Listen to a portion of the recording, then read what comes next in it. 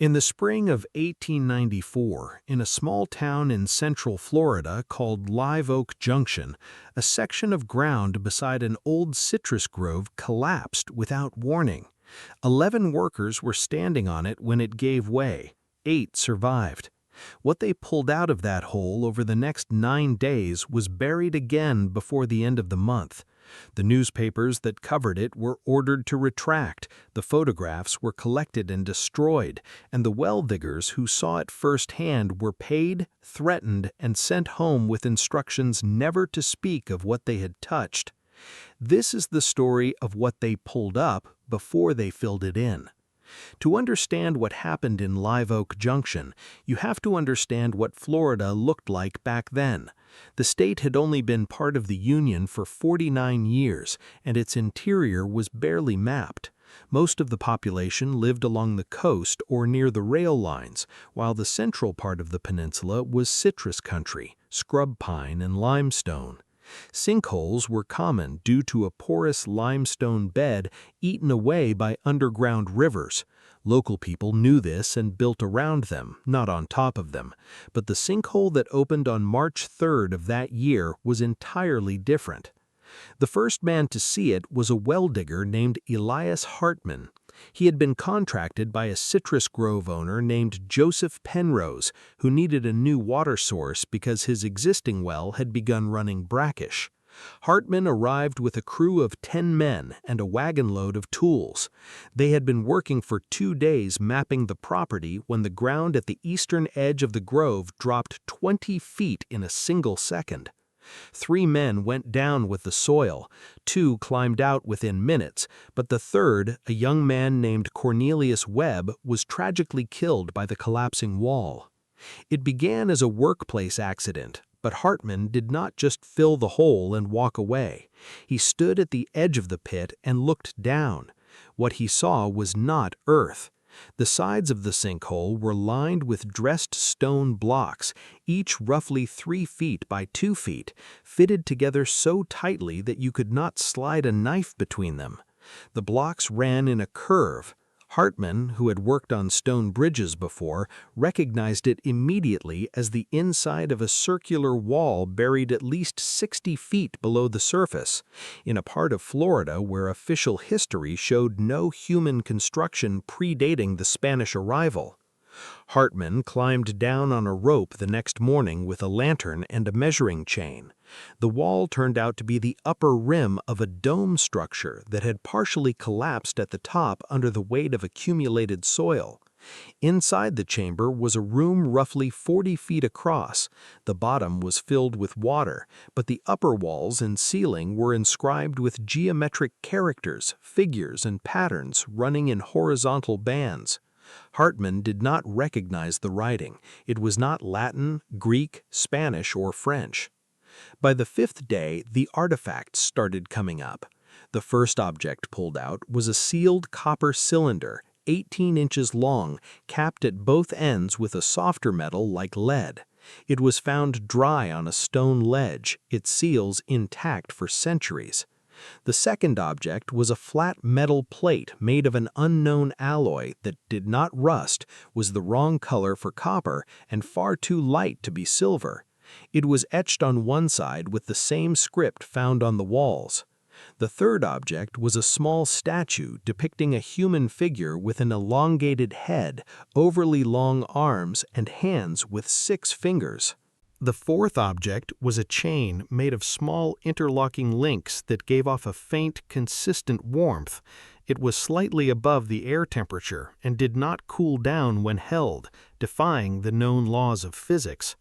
By the end of the 8th day, Penrose had cataloged over 70 items, curved pieces of glass that looked like lenses, sections of copper wire wrapped around unknown alloy cores, ceramic vessels, and a piece of woven cloth that turned into dust when it touched the air.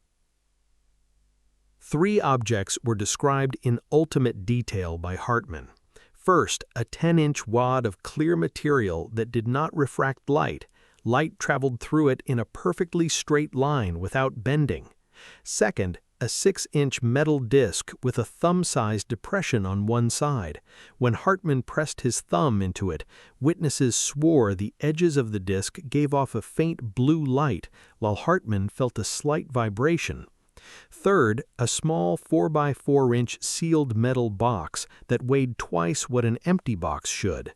When Hartman dropped it on a stone slab to crack it open, the box simply bounced, completely scratch-free. The editor of the local weekly paper, Wilbur Hatch, said a long article about the discovery in type. Before it went to press, he received a telegram from Tallahassee ordering him to hold the article pending an official inspection. On March 20th, 3 men arrived: a railroad company representative, a retired officer from the Army Corps of Engineers, and a third man who refused to give his name, remembered only as the gentleman from Washington. The inspectors spent 2 days cataloging the items, taking photographs with an advanced camera, packing every recovered object into crates and loading them onto a wagon that left on the evening of March 22nd. The next morning, they informed Penrose that the site was being closed by order of the federal government.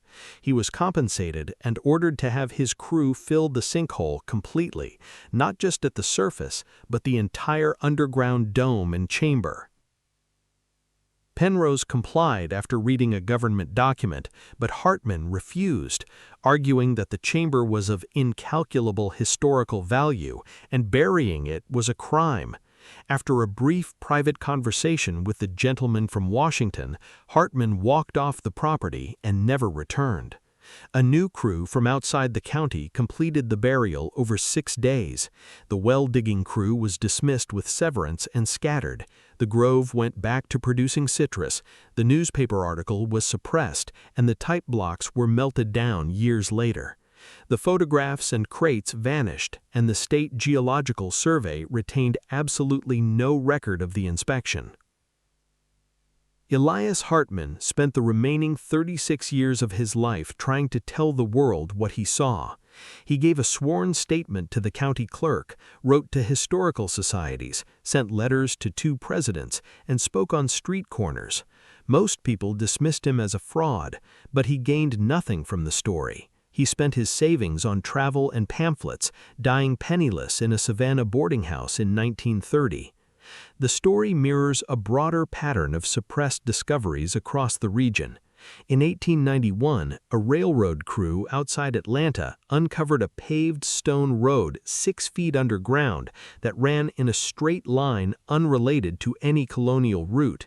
They were ordered to cover it over and keep working. In 1896, an Alabama farmer plowed up etched metal plates that were handed to a museum, only to be transferred to an unnamed federal repository 3 months later, never to be seen again. In 1899, a fisherman near Cedar Key, Florida, retrieved a precision-tooled carved stone block. Years later, an unknown representative bought it from him for a year's wages, and the stone vanished. Researchers from the Tartaria community point to these events as evidence of an advanced global civilization characterized by domed architecture and unique engineering that was systematically erased from records during the late 19th and early 20th centuries. Whether one accepts that framework or not, it highlights the undeniable gaps in our official history. Today, the location of the 1894 Live Oak Junction sinkhole sits anonymously beneath the suburban backyards of a modern residential development, 60 feet above an extraordinary secret that was intentionally lost to time.